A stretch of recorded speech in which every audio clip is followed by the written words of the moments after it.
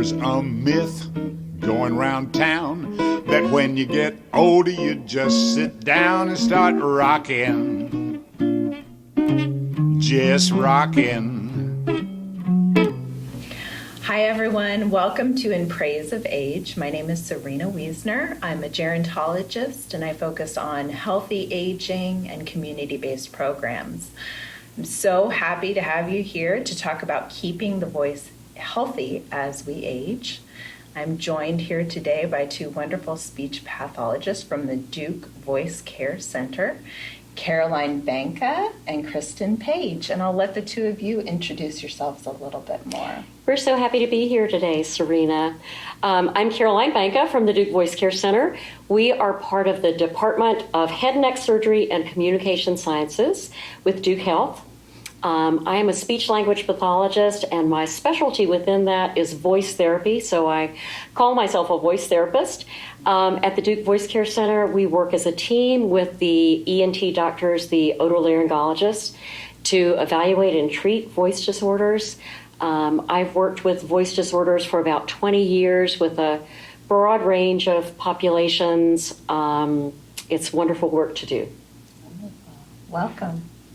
And I'm Kristen Page. I work with Caroline at Duke Voice Care Center. I, too, am a voice therapist, a speech pathologist who specializes in voice. And I was a professional singer and actor before I changed careers in 2013. And so my love, a lot of my passion in treating voice disorders is with singers and actors especially, and teachers and preachers, people who use their voice kind of in a projected way, among many others. Yeah. Wonderful to have you both here. Thank you. So let's go ahead and start from the beginning here. So obviously you all know, and so does our audience, that we are living in an aging society and that the demographic landscape looks quite different now than it did just 10, 15 years ago. Here in North Carolina, we're the 9th populated state, and we are also the 9th in people 65 and older. So we are definitely an aging state. And this year, we're set to have more people over the age of 60 in North Carolina than under the age of 18. So unfortunately, as we age, many of us will encounter something that's called ageism.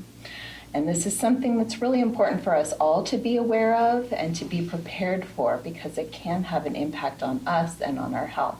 So can you tell a little bit about ageism and then also how it might impact healthcare? Absolutely, Serena. That is so true. Ageism is a bias or prejudice against a person solely based on their age. Mm-hmm. So as we all get older, we will face this implicit bias. And part of the bias is that we tend to view older adults as being less capable, less able, less relevant, even less attractive than younger people. The list goes on and on. We stereotype older adults in a lot of negative ways. And even older adults tend to internalize this. So that's how we think of ourselves as well. And I think the general public really is not aware of ageism. The experts are aware of ageism, and I think it's important for us to expose it, look at it, and try and reduce its effect on all of us as we get older. All of us will get old.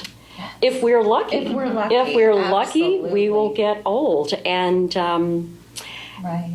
ageism can have a lot of effect. It can cause us, I'm an older person, I'm 60. It can cause us to have reduced self-esteem, reduced self-efficacy. We can feel invisible, ignored. Older adults are often segregated, put somewhere else, ignored.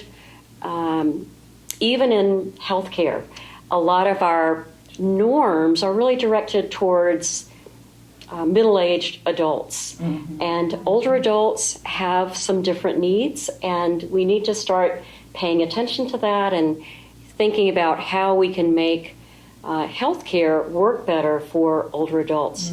We're all going to get there. Absolutely.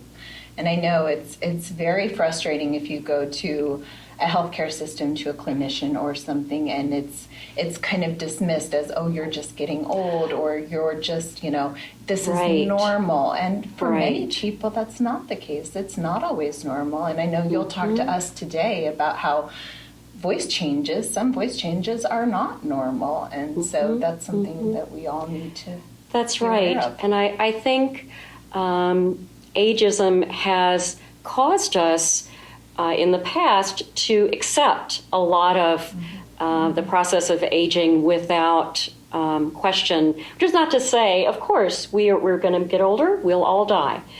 Aging is a process, it's a biological process.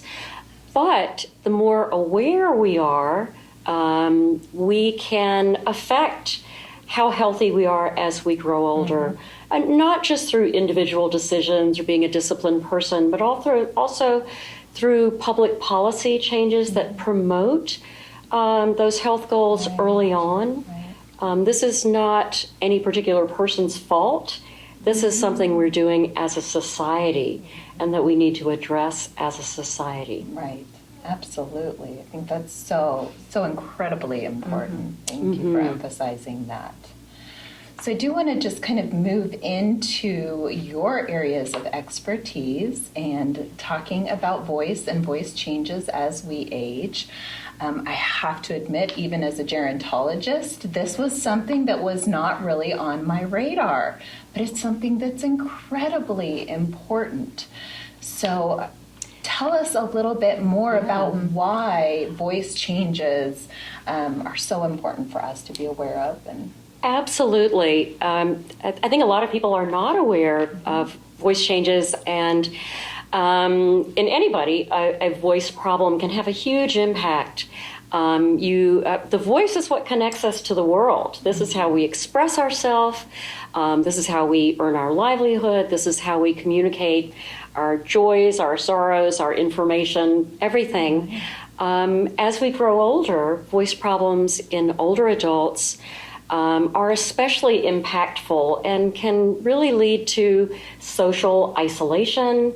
If it becomes difficult to talk because my voice has become weak and it's hard for other people to hear me, I will, pardon me for kind of doing that demonstration. Absolutely. But older adults are likely to withdraw from the effort of talking. This leads to isolation and depression, and what we know is that social connection is a leading indicator of longevity. So that's why voice is so important. Communication is so important. It's not life or death, we think. It's not cancer, and yet it's really important. Absolutely. So how many older adults does this actually impact? Well, we know of the people that seek treatment, which is another thing I want to get back to. Yes, it's absolutely. about somewhere between 19 and 29% of patients who come, with a voice complaint or have a voice issue. But part of this ageism bias is we talked about it a little bit about what the sort of the feeling that this is inevitable, and that you may notice that your voice is changing, or a myriad of other health issues, but it's just a shrug and part of aging, part of aging, and so you might even go to your well check, but it wouldn't occur to you to go to mention something to your doctor. So part of this sort of self-imposed bias is I think part of what keeps people from seeking help. Absolutely. Not to mention that knowing that there's help out there. Right. Right. Yeah. So would you say that most voice changes are kind of a gradual onset, or are they more of something that you notice within a couple weeks or a month? When we're talking about changes in the voice that are related to the aging process, they're generally pretty gradual. Okay. So that could be another reason why people don't seek treatment, because all of a sudden they realize that it's a problem, but it's kind of like, I don't know when this started or how or why, and those are often questions that a healthcare provider would ask was like, well, when did you start noticing this? And did you got it. sing a high note at church and all of a sudden notice something? So. And that's actually because, and we'll talk about singing a little bit, but singing is such a, such a big form of vocal expression that is often a way where people start to notice changes first, because it takes so much to be able to sing. And so that's often where you start to notice the changes first. Sure. So tell me a little bit more about some of the changes that do occur specifically as you age. Yeah. Well, Caroline's example was pretty on point. So kind of warbly, a little bit. That kind of raspy quality is fairly common. A big challenge is that people feel like their voices are weaker. And when your voice is weaker or sort of breathier, then it's hard to get volume. So it becomes more and more challenging to communicate in louder environments. It's challenging to call out if you need help. And there's a reason for that. There are things that are a natural part of aging that change in the throat, in the larynx. The vocal folds lose their sort of robustness. We lose a little bit of structure, and so when the vocal folds have to come to a quick little dirty anatomy lesson. Absolutely, tell us. The vocal folds are this little V that sits right on top of your airway, and it's really, really tiny. It's about the size of a dime, and they act as a valve. And their primary function is really to protect the airway, but for speaking, the vocal folds vibrate together. And when they come together, they need to come together tightly as they vibrate together. Okay. So that we can have power and clarity to our voice. Sure. Over time, the vocal folds lose their bulk. And so it's harder for them to come together and make this tight connection when they vibrate together. So the valve turns into kind of a leaky valve. And that turns in that the effect that we feel is this kind of breathiness or a weakness or a little bit of that gravelly quality. Okay. And do you see this at a kind of a certain age? Does this become more common, or is it more common in women or men? Who experiences these kinds of changes? Yeah, we don't have great data on that. It's a challenging patient population to study. Treatment-seeking population is women, so generally not surprising. You're going to see more skewed to women than men. Sure. But that's a great question, and one that I want the answer to is when does it start? Yeah. And unfortunately, we don't have the answer to that. Yeah. Okay, absolutely. So we know problems. We know these are challenges. Now, what are we going to do about it? I would love for one or both of you to talk about what are some ways that maybe we can prevent voice changes, and then if voice changes already occur, what can we do to maybe change that and get them back? Yeah. So, preventing voice problems, as we've mentioned, there are some natural processes of aging that are going to happen, depending. But we can have good, what we call vocal hygiene, making sure that we keep these vocal fold muscles well hydrated, plenty of water, about 64 ounces of water every day. Not too much caffeine, because caffeine is going to dry the vocal folds out. Avoid smoking. Have good health generally, if you're lucky enough to be one of those people. Good physical condition helps. Not a lot of coughing and throat clearing tends to create voice problems, so avoiding those kinds of things. And then using your voice. Using your voice is a big way to sort of stave off the effects of aging, participating, fighting the effects of feeling isolated, or it stands to reason that when people are asking you to repeat over and over that you just don't want to talk anymore. Right. So it's understandable, but to fight that urge and keep participating, keep using your voice. It is one of those things, as we get older, use it or lose it. Not truly losing it, but we do need to keep using the voice, staying engaged. Older people who may be living at home alone without their spouse who died, aren't talking very much. And that's just going to make things worse. The vocal folds are tiny little muscles, and we do need to exercise them, actually. And of course, the voice is more than just the vocal cords. It's also your respiratory support, your lungs, which power the whole vocal mechanism. So when people come to the Duke Voice Care Center, we evaluate them, and if we recommend voice therapy, that's physical therapy for your voice. Okay. And we are, in a sense, trying to get a better coordination of the lungs and the vocal folds to get a better sound, and also uses the oral cavity to amplify the basic sound that is created by the vocal cords vibrating. So it's a whole vocal system. Right. So the good news, in a sense, is that as we get older, we know that these tiny vocal cord muscles get a little bit weaker. But then we want to use the whole system. We want to wake up the respiratory support. So we do a lot of exercises to promote that, and a lot of repetition. The muscles learn by repetition. So physical therapy for the voice is very helpful, and I think it helps patients feel that they have some control, some self-efficacy. So that's a good thing, and it's energizing also.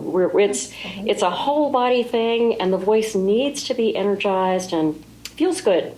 Absolutely. I mean, I love this whole idea of use it or lose it, and it being a muscle that needs to be worked, and that there are actual exercises that people can do. And, in full disclosure, it's not that we can do push-ups for the vocal fold muscles, but it's the whole system that we're working to coordinate in a more efficient, healthy, balanced way. Absolutely. And I was, reading some of the information you provided to me, and interestingly enough about how there are other things, other parts of your body, other parts of the system that can impact your voice. Even dental work and mouth problems can impact how you form your words and those kinds of things. What are some other, medical challenges that might have an impact on voice? Well, since we were talking about the lungs, of course, any kind of lung disease can have an impact for older adults. As we get older, the capacity of the lungs gets a little bit smaller. The elastic recoil of the lungs is a little less, so we're moving a little less air.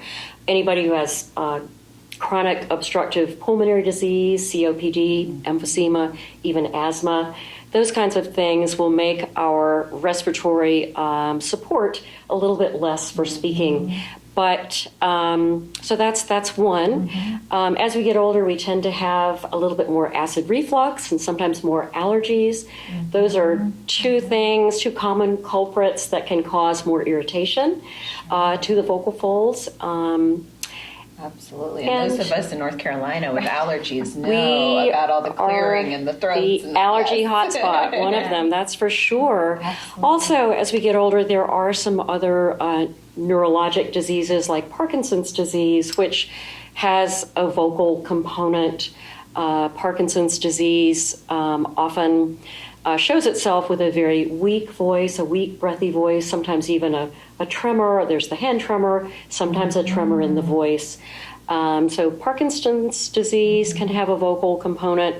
Also, essential tremor for older adults is something that we can see, kind of a tremor quality of the voice, if I'll kind of do an example.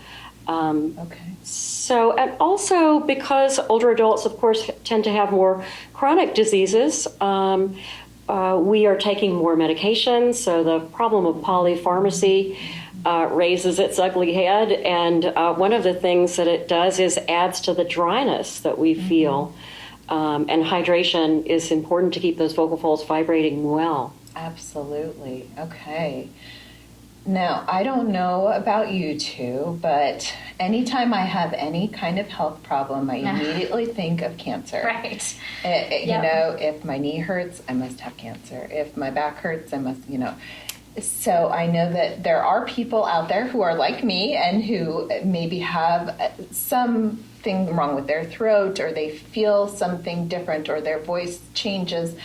How frequently are the two related? Throat cancer and voice changes? Pretty infrequently, Okay. thank goodness. Yeah. Thank goodness. So most of the people that we see at Du Bois Care Center are, they have a voice change, and I would say 99% of them are worried that they have cancer. So luckily, the answer is no. We do see a lot of benign lesions that are not cancer that we treat, and most of the time, as we said, there are other comorbidities that can affect the voice, but this sort of losing the muscle bulk is the big problem for the older, aging voice. Okay. Cancer, the good news about throat cancer or laryngeal cancer is that it's a pretty small, how we look at how new cancer is diagnosed each year, it's a very small percentage of new cases. So it's about, 2019, they're estimating about 0.7% of newly diagnosed cancer is throat cancer. And that number keeps dropping, thank goodness. Last year it was 8.8%, and it was 0.9% the year before. And that's because of the decreasing incidence of smoking. So smoking is a leading risk factor for developing a laryngeal cancer. And advancing age is also a factor. So throat cancer tends to be diagnosed between the ages of 55 and 64. So that's about when you'll see a new diagnosis. Okay. I think that's really helpful. I hope that eases some, it should. fears for viewers that, don't put it off, go in, that, get assessed, and there are things that you are probably going to be able to do to help improve your quality of life and your voice. So speaking of quality of life, singing, talk to me a little bit about singing, because I know, singing is a huge part of many people's lives. And how does this singing voice change as we get older? And is singing a good thing to do? Yes, singing is a great thing to do. It's such a good thing to do. We're both singers. And there are so many opportunities to sing that are, again, more opportunities for social connection. So singing, we think of singing, it is sort of increased rigor of voice use. You have to, we think of our singers as kind of vocal athletes, and so it's the same instrument, it's the same vocal folds, it's the same lungs that are making the sound. And like I said earlier, the changes that we hear in the voice, often we hear them first with our singing, because you are really stretching the instrument. So some of the changes are, again, your voice might lose its clarity. It might not have the clarity that you're used to. You might lose the power that you used to have. And it can be exhausting. It can be where you might have had some stamina to sing. There might not be as much stamina as you had before. Anyway, and the other little fun fact, or not so fun fact, is that men's voices tend to lose their lower notes, or like their bass, their kind of beefier quality. So we have the perception that men's voices are a little bit higher. And the opposite is true for women. As we lose estrogen, our voices tend to get a little bit lower over time. So that absolutely can affect kind of moving toward that mid-range of... Yeah. We all start sounding alike. Exactly. We're all aging and we will all sound alike. I like that. So, but we can keep on singing well into our 70s and 80s. 80s, 90s, absolutely. Wonderful. Yes. Yeah, and joining a choir, singing with the congregation, singing to grandkids, singing with the radio, in the shower, making a joyful noise. Yeah, again, use it or lose it. Use it or lose it. Yep. And that's a healthy way to use it for sure. Right. Yeah. Well, I want to make sure that you all have a chance to talk about your upcoming event in September. So can you tell us a little bit about that? Because I think this is a great precursor to that, and hopefully this has piqued everyone's interest and they'll attend this event. So tell us a little bit about it. So it's on September 7th. It's an all-day event. We are going to begin at 9 a.m. We're going till 4, and it's going to be at the Cary Art Center. Okay. And we're going to be tackling a lot of the subjects, but getting a bit more granular. We'll have more time to get into more depth about what changes as we get older, what we can do about it. We're going to have breakout sessions where the audience will be participating. Part of the group will be singing if they want to. The other part will be working more on projected voice or reading aloud or preaching and teaching, that kind of thing. We'll also have some people from our hearing department there talking about the effects of hearing loss as we get older, which is something we know a lot about. A little bit less so than with voice, but it's a really strong marriage. They impact each other. And then very happily, we have 100 Men in Black will be performing at towards the end of the day to celebrate this day of learning about our voices. Excellent. And one thing, just to add, I think that sometimes we think about the process of aging and how it affects the voice as only one of loss, and yet we will be looking at how voices change over the lifespan, and there's some qualities in juvenile or younger voices that, looking back, we think, well, aren't we glad that we now sound mature?